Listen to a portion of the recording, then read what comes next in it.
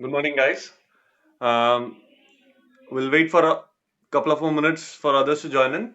In the meanwhile, those who have already joined, please log into your Google Classrooms and mark your attendance. We faced a challenge, we faced a permission issue yesterday, which has been rectified. Uh, kindly mark your attendance. Kindly mark your attendance for today in Google Classroom. Please do that right away. Thank you. We'll wait for a couple of more minutes for others to join in, and then we'll start. Yes.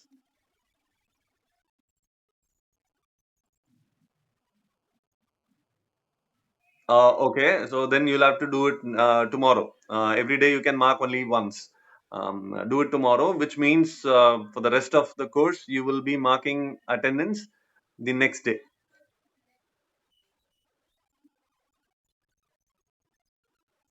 Yes, yes, yes. You keep doing that till the end of the course. Okay.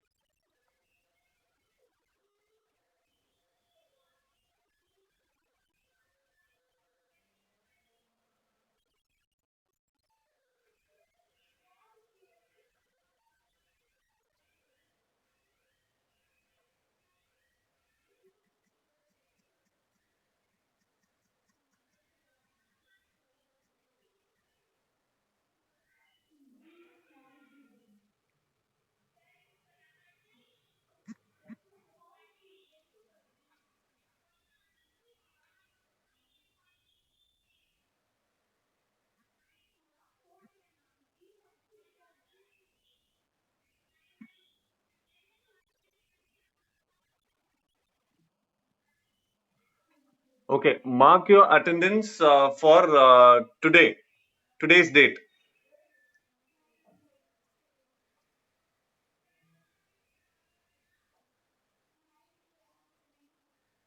Aisha, you're clear?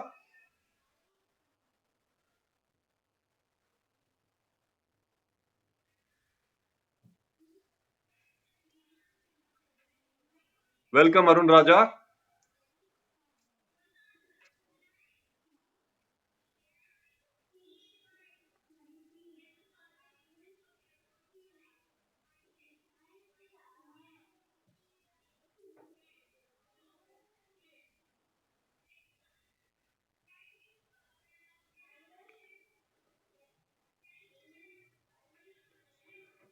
All right. I'll give you a minute's time to access your attendance in Google Classroom.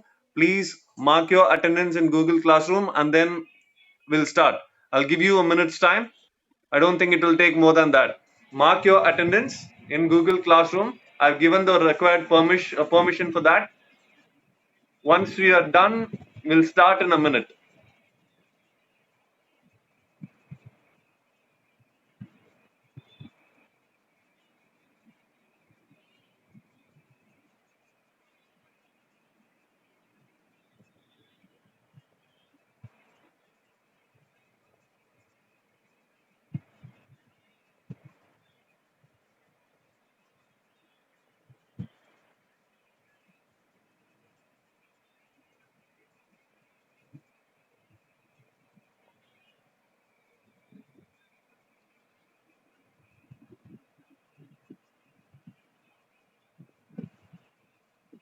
Okay, if you have marked your attendance in yesterday's date, then you can't mark your attendance for today. What you guys do now is wait for tomorrow and mark the attendance for today, which means for the rest of the course you will access Google Classroom to mark your attendance for the previous day. So try and do this, or you may leave it. Tomorrow you can mark your attendance for tomorrow's date. Today I can mark it manually, whichever suits fine.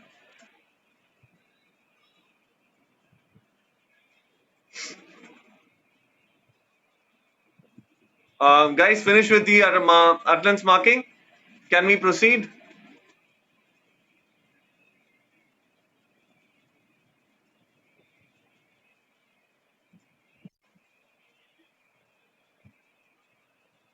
Okay, right. We were talking about resume writing yesterday. Um, After which you guys had submitted. Most of you have submitted your resume through Google Classroom. Um, any any clarifications after you worked on your resume? Some may have already done that. Maybe already good at your resume even before the class started. Doesn't mean that I am imparting everything to you. You already know a lot of things. The point is we are just brushing up your skills there. So my question here is, if once you started working yesterday, if you think there were doubts, clarifications that came in your head, please ask right away so that we can move on to the next topic.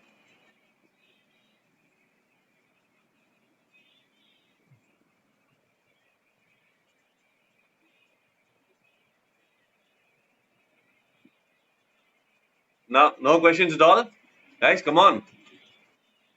As I said yesterday, it's going to be a two-way street. We'll have to talk to each other. I know you don't have to like your trainer, but you don't have a choice. You are left with me. So whatever clarifications you have, if you want to talk about it, please do that right now.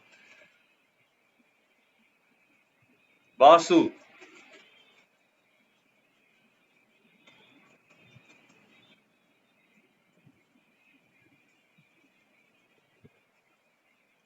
Vasu Dasari, right? I'm just checking that. I'm just talking to you, Mr. Yogeshwar Reddy. You there? Hope all of you have marked. Okay, mark your attendance in Google Classroom, please. The required permission has been provided. Please do it right away.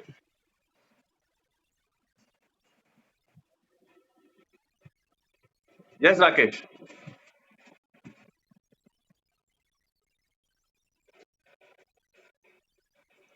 Okay. So I am I am inferring from your silence that there is no questions related to resume writing. Is that correct? Right. We'll proceed to the next topic in hand. Group discussion. Most of you would have gone through group discussion at some point in your life. Even in PC, we had a group discussion session. So we have already discussed enough, but this is a brushing up crash course. We'll still discuss the basics, some tips, some ideas how to handle situations. See, group discussion is a medium for an interviewer to assess some of your skills, like your communication, both verbal as well as non-verbal communication ability, your volunteering, your participation, uh, what kind of content you bring to the table, how do you think. These are the ideas that one looks at when dealing with a group discussion. So is it necessary for us to prepare for a group discussion, or can we just sit in a group discussion and be good? Yes, we can do both. We can prepare, or we don't have to prepare. But then, if you're confident, you can just be in a group discussion anytime, any day, anywhere, any place.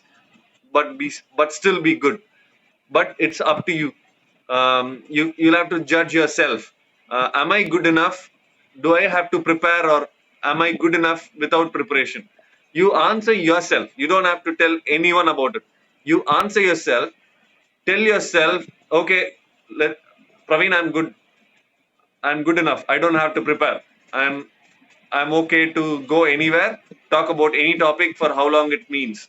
So if you are confident that way, you can leave right now. But then not everyone have that sort of confidence or that ability.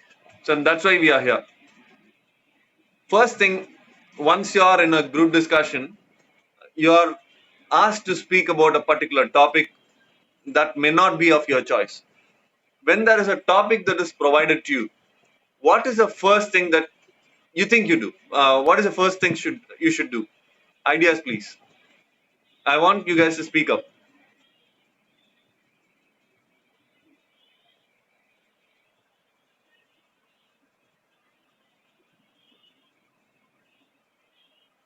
Okay, we have a question from Chandragiri Aishwarya about objective, right?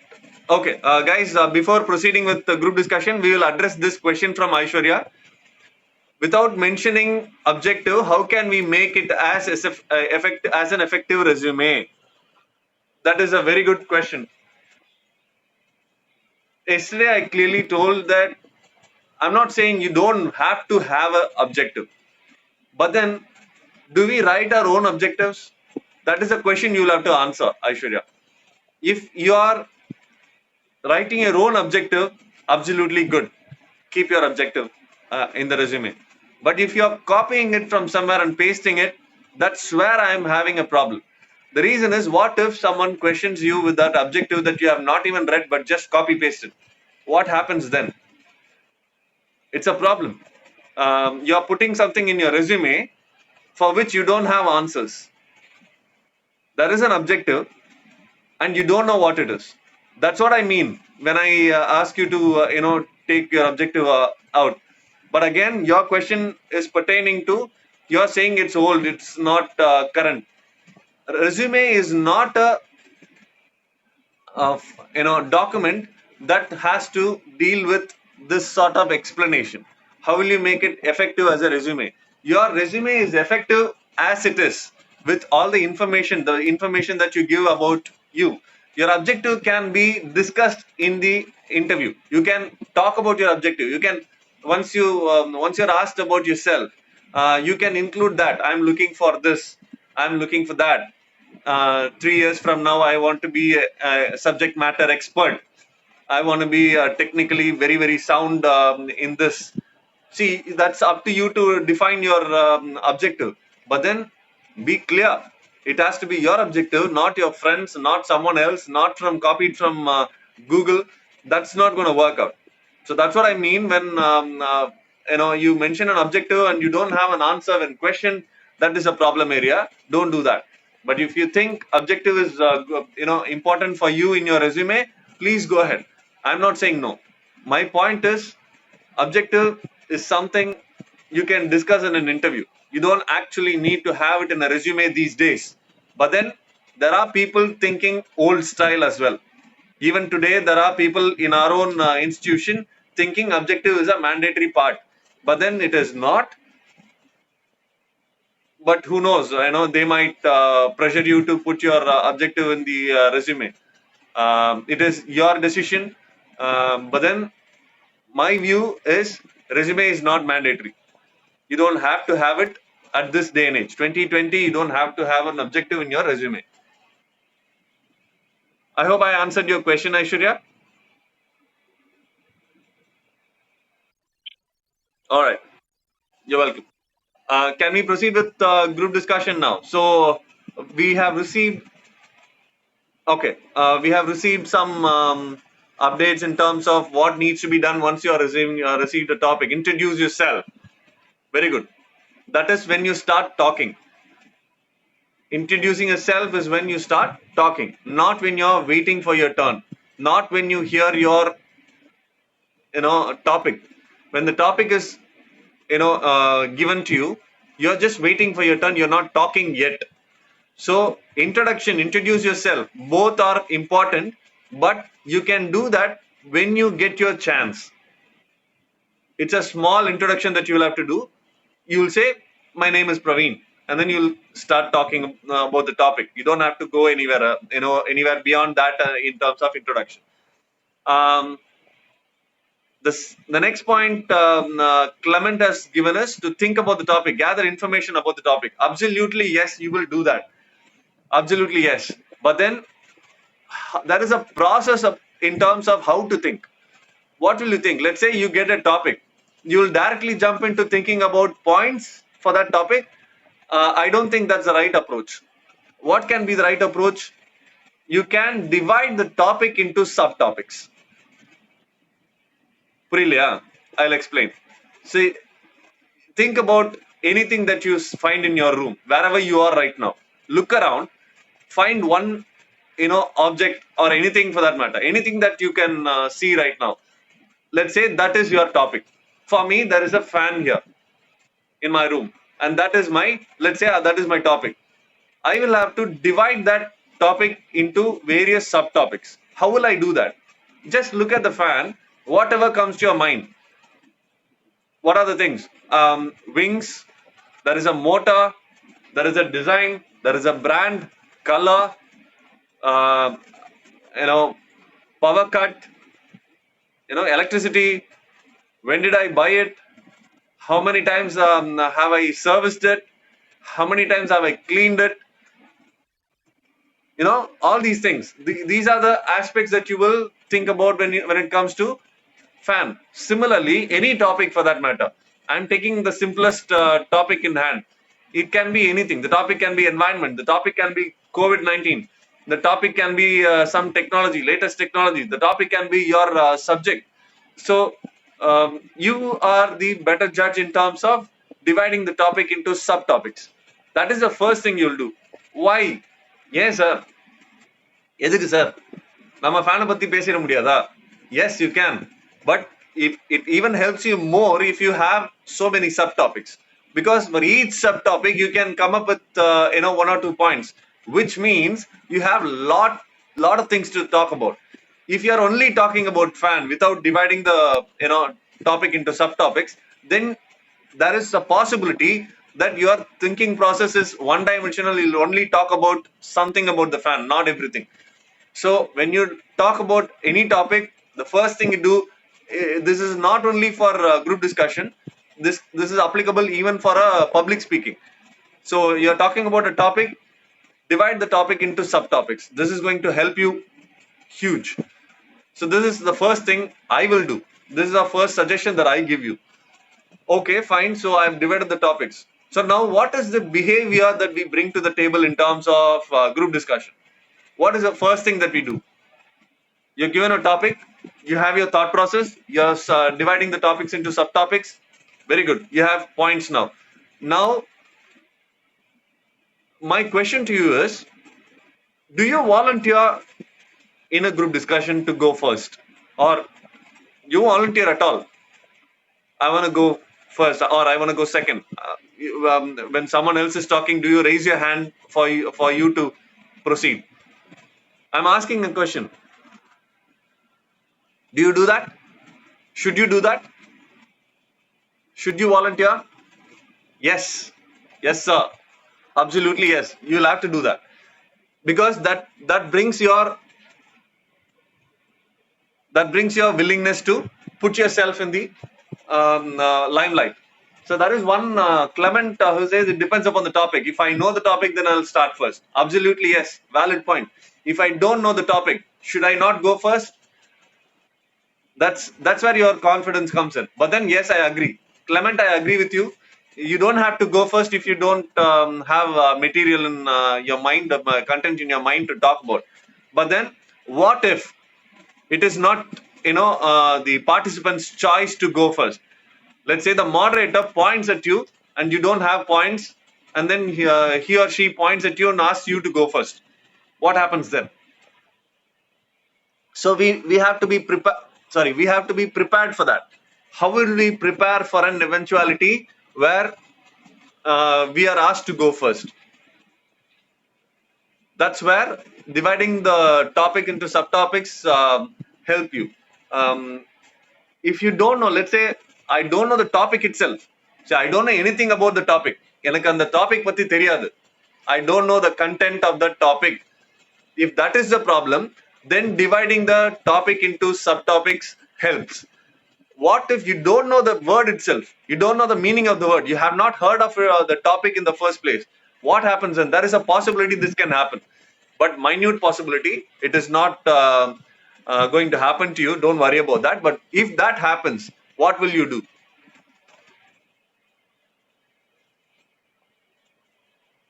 You don't know anything about the topic. The word itself is new to you. What will you do?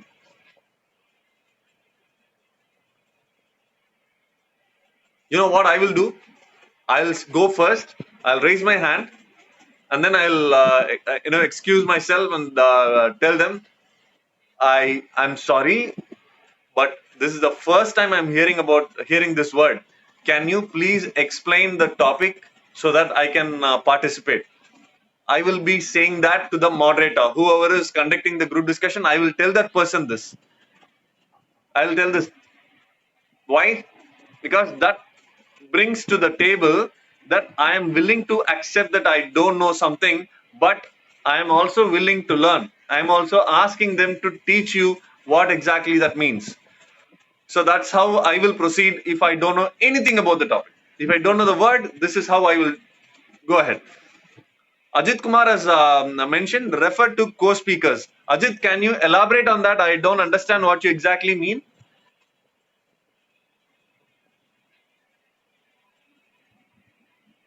Are you saying that you will ask someone else to talk about it since you don't know? Am I right?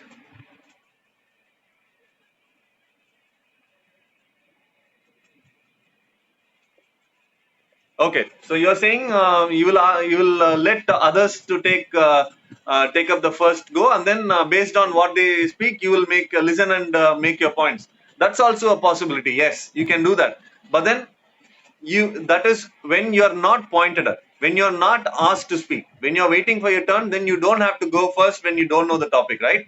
You don't have to go first. You'll wait and then proceed. What if you are asked to speak and then you can't say let others speak and then I'll continue? You can't do that.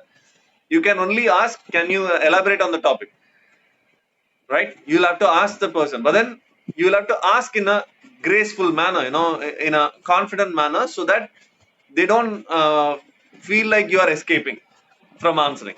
It should feel like you are volunteering, but since you don't know the topic, you are even asking. So that's where your ability to communicate, ability to be confident, the participation, everything comes up. So you will have to ask if you don't know. If the topic itself is new to you, then it's absolutely okay to ask them what exactly is the topic about. It's absolutely okay. But then you'll have to ask in a confident manner. You can't be like, can you explain? அப்படிலாம் இல்ல. You'll have to be very confident. You'll have to say, sorry, I have never heard of this topic. Can you explain that? If you can explain, then I will go. I'll come up with my point. You can say that. Absolutely fine with that. You just have to be confident enough to say that, right? So this is how you'll go if you don't know the topic. So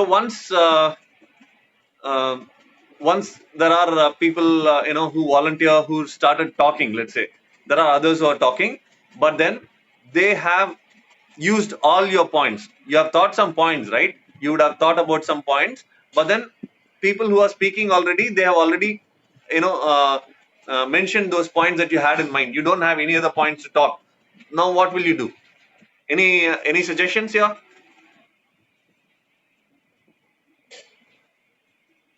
guys?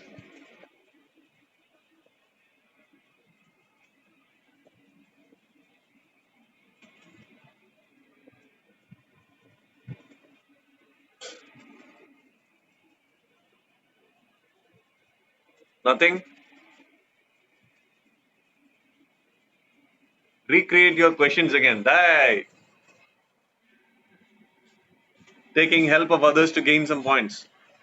How will you do that? You're in a group discussion. I don't think you can ask others for points. But then yes, you can listen to them. and then generate your own points. Yes, making it a question. Yes, absolutely yes. But then how do you do that?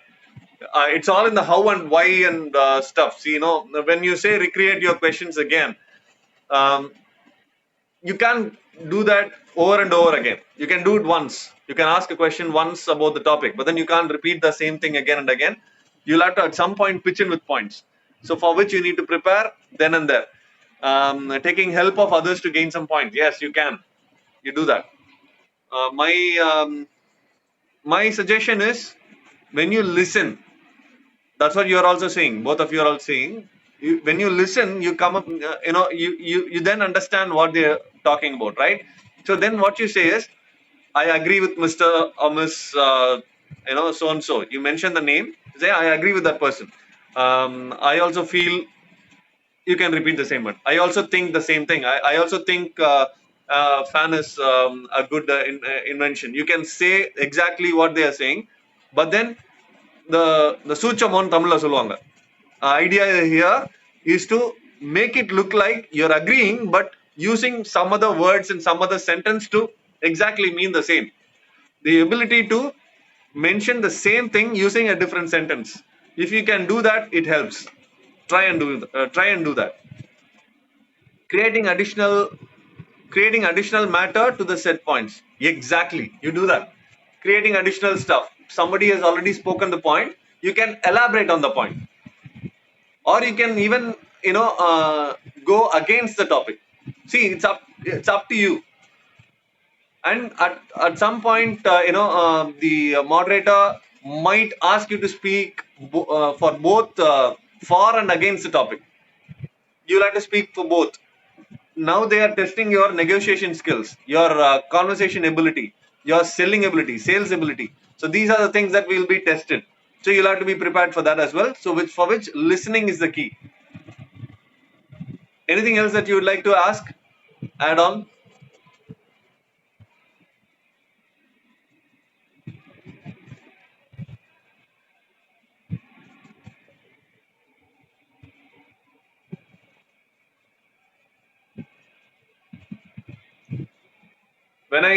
When I say listening, it's always important for the other person to complete their point,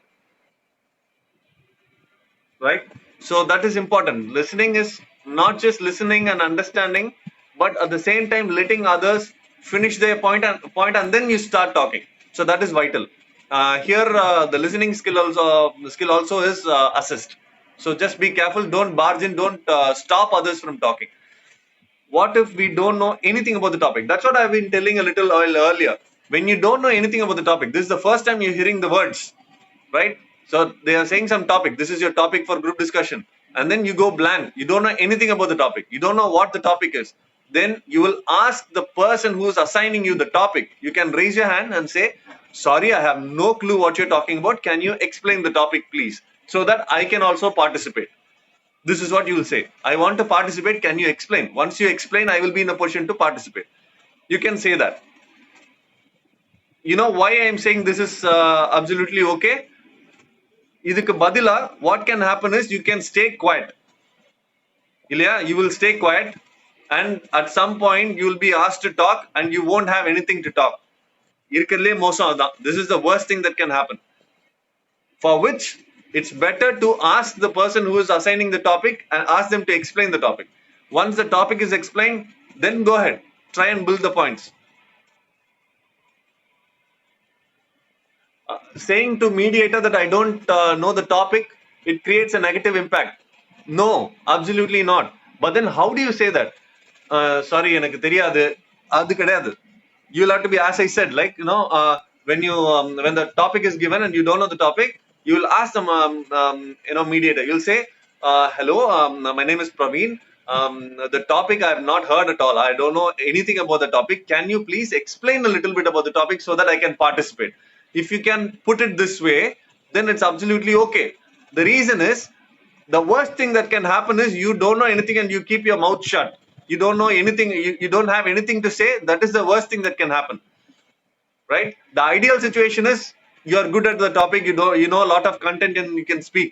But then there is a possibility, as we all agree, that we may get a topic which we don't know. Then it is absolutely okay to ask the person conducting the group discussion, telling them, can you please elaborate on the topic a little bit so that I can understand the topic and participate. Use the word participate. They'll be impressed. Trust me. Anything else? Okay. Guys, we will have to, start doing group discussions as a group. Okay, so starting tomorrow, we will do that. We will have to divide the class into groups of 8 or 10 people. And then I will be joining them for the Google Meet or any other medium, um, which has to be recorded.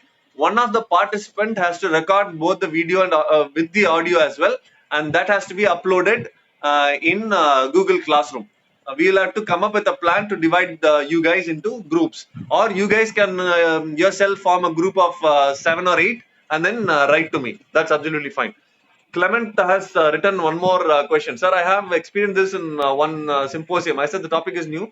I asked them what's the topic. They said you should know everything. See, these are crazy people you will find everywhere. Clement, understand this. Then there are egoistic people across domain. Even the same thing can be done in any interviews in a group discussion that you might face in the future. But then imagine this scenario. I'm only talking about this. The ideal situation is you knowing everything. Nobody knows everything. Even the person who is conducting the GD doesn't know everything. Okay, so if a person is saying you should know everything, then that is absolutely bullshit. Sorry to use this word, that is wrong. Nobody knows everything. Okay, so don't worry about such people. You won't find a lot of them. There'll be people who will agree that you don't know. This is a positive. You're telling the group that you don't know about the topic. That's a positive. That's not a negative thing. Honestly, not everyone knows about everything. Even let's say you guys are from ECE, and do you think at the end of your 4th year you will know everything in electronics and communications? Is it true? Absolutely not. You guys don't know a lot of things in your subjects itself, so it doesn't make any sense. So when people like that pop up, we'll have to keep our cool, and then move on. We can't help them. But then imagine this scenario. What will you choose? You don't know anything about the topic. You have a choice to tell the person who is assigning the topic that you don't know about the topic, you don't know anything about the topic. Can you explain? You can do this. You can ask them this, or you can hide behind someone, stay quiet. All right. What will you do?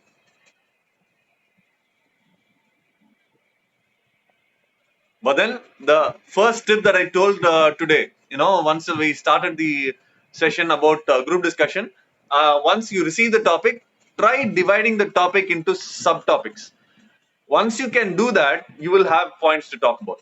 Absolutely, yes. Clear? And I'm repeating for those who joined a little late. Please mark your attendance in Google Classroom. I have given permission to all. Yesterday we have faced an issue. I have given permission to all of you.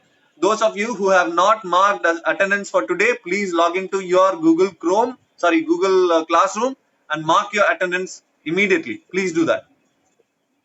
Okay. Anything else? Any other questions? Any other clarifications?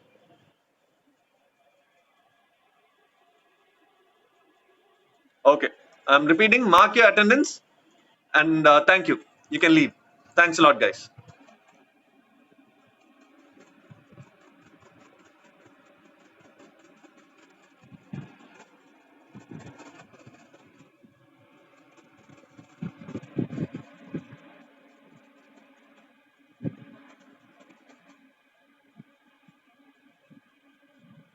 Thank you. Thanks a lot.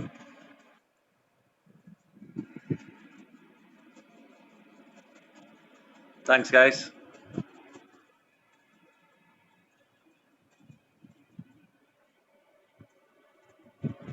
Thank you.